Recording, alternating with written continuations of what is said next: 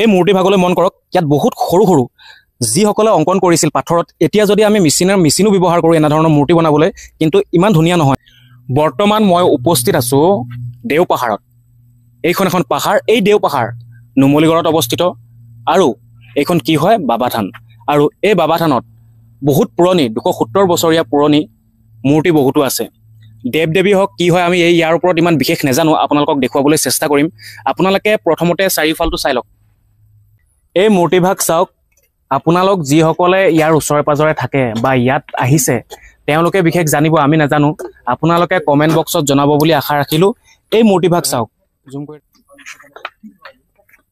ইয়াৰ ওপৰত আমাৰ অলপো জ্ঞান নাই। দেৱ দেৱীৰ মূৰ্তি লিখিয়া লাগিছে, কিন্তু কি হয় ইয়াৰ ওপৰত নাজানো। আপোনালোকে জনাই দিব বুলি কমেণ্ট বক্সত আশা ৰাখিলোঁ। এই মূৰ্তিভাগলৈ মন কৰক, ইয়াত বহুত সৰু সৰু যিসকলে অংকন কৰিছিল পাথৰত, এতিয়া যদি আমি মেচিনো ব্যৱহাৰ কৰোঁ এনেধৰণৰ মূৰ্তি বনাবলৈ, কিন্তু ইমান ধুনীয়া নহয়।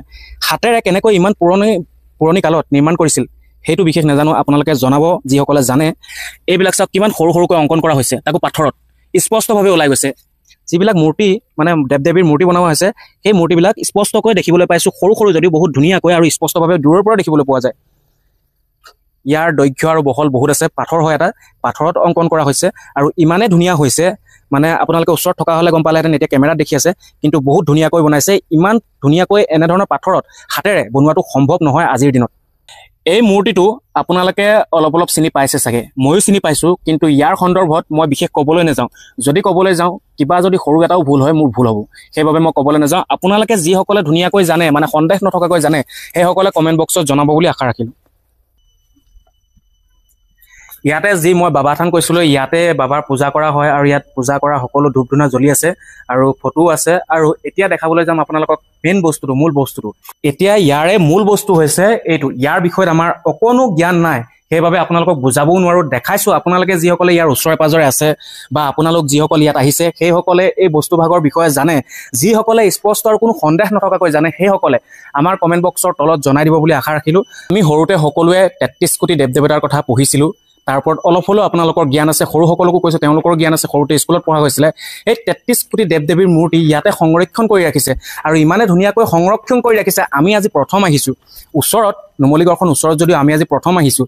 আৰু এনেকৈ যে সংৰক্ষিত কৰি ৰাখিছে, আমি বিশেষ তাৰ নাজানো। এতিয়াহে দেখিছোঁ যে ইমান বস্তুবিলাক, ইমানেই দেৱ দেৱীৰ মূৰ্তিবিলাক সংৰক্ষিত কৰি ৰাখিছে, তাক দেখি আমি আচৰিত আৰু ভাল লাগিছে।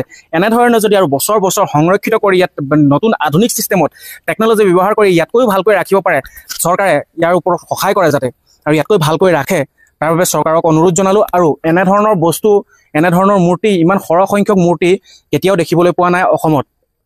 মই দেখিবলৈ পোৱা নাই, আপোনালোকে দেখিবলৈ পাইছে নাই পোৱা সেইটো মই নকওঁ, কিন্তু মই বিশেষকৈ দেখিবলৈ পোৱা নাই। কিন্তু চৰকাৰক এইটোৱে অনুৰোধ কৰোঁ যে চৰকাৰে এনেকুৱা ধৰণৰ এই পুৰণি বস্তুবিলাক 270 বছৰ হৈ গ'ল, আৰু যাতে কিমান বছৰ গুচি যাওক, ভালকৈ সংৰক্ষিত থাকিবৰ বাবে, সংৰক্ষণ হৈ থাকিবৰ বাবে কিবা বেলেগ ব্যৱস্থা আৰু ভাল ব্যৱস্থা হাতত লৈ ইয়াত যাতে সহায় কৰে এইটোৰ ওপৰত।